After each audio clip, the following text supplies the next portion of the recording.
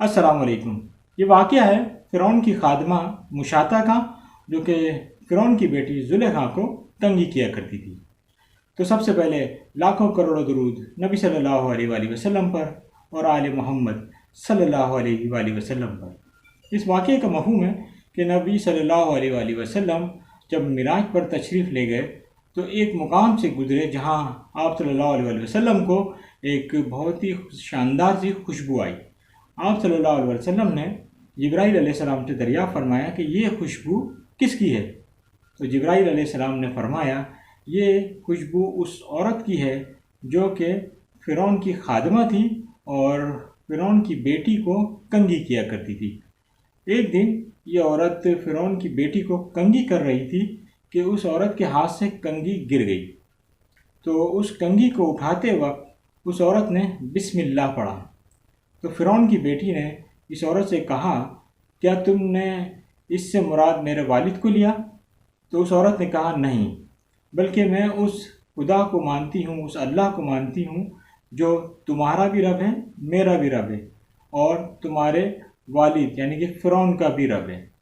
تو اس کی بیٹی نے یہ بات فرعون کو بتائی۔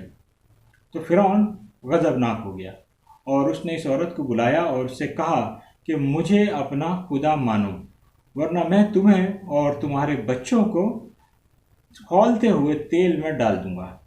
تو اس عورت نے انکار کر دیا اور فرعون غضبناک ہوا اور اس نے تیل گرم کروایا اور اس عورت کے 4 بچے تھے اور ایک ایک کر کے ان بچوں کو اس تیل میں ڈالتا گیا۔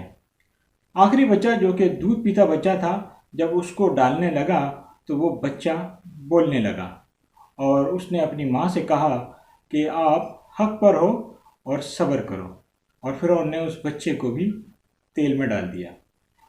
دنیا کی تاریخ میں 4 بچے ایسے جو کہ دودھ پیتے بچے تھے اور وہ بولنے لگے۔ سب سے پہلے حضرت عیسیٰ علیہ السلام، اور دوسرا یوسف علیہ السلام کی گواہی جنہوں نے دی تھی، اور تیسرے قاضی جوہرے کی گواہی جس نے دی تھی، اور چوتھا بچہ یہ تھا جو اس عورت کا بچہ تھا۔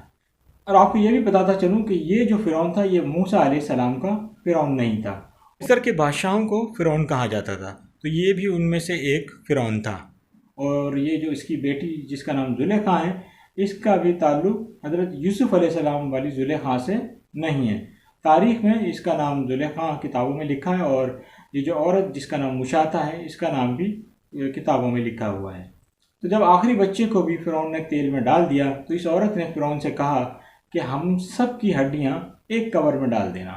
تو فرعون نے کہا ہاں، ہم نے تمہیں کچھ دینا بھی تھا تو ہم تمہاری یہ بات قبول کرتے ہیں۔ تو آخر میں اس عورت کو بھی تیل میں ڈال دیا۔